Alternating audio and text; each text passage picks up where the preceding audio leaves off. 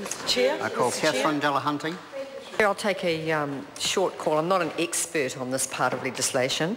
However, I think it's important that we register at all points during this process that we're not happy if we're not happy. And I thought the previous speaker made excellent points about the Order in Council and the Henry VIII clause.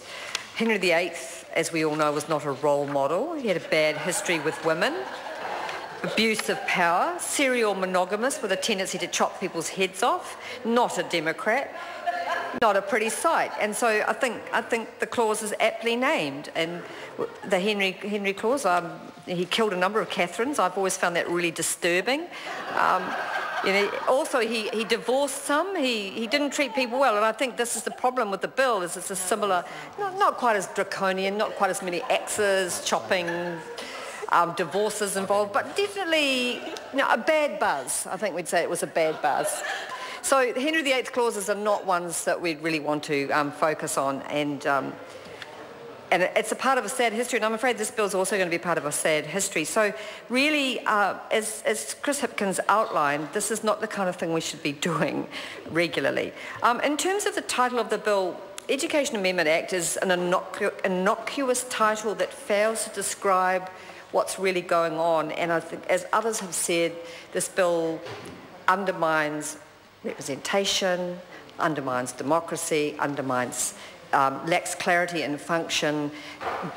The title does not reflect the purposes of the bill, particularly in regard to university governance. I have to say I was astonished to hear from every level of the university sector their feelings on this issue, expressed in the most surprisingly unacademic and intemperate language, because they could not believe what was being done to them. And this was vice-chancellors right down to every former representative. And when there is that kind of unity, when there is that kind of determination, when everyone from what are normally different sides of the academic body come together and give us a message, it's unfortunate that the government has refused to listen. And they couldn't justify the position. There was no explanation. Stephen Joyce has never explained it. It's just one of his bright ideas.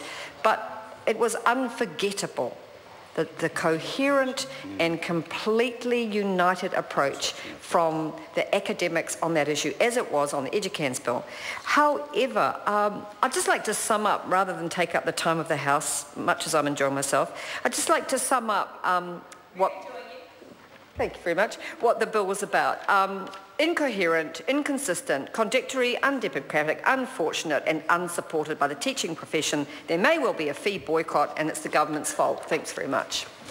I call Tracy Martin. Mr Chair, again, just to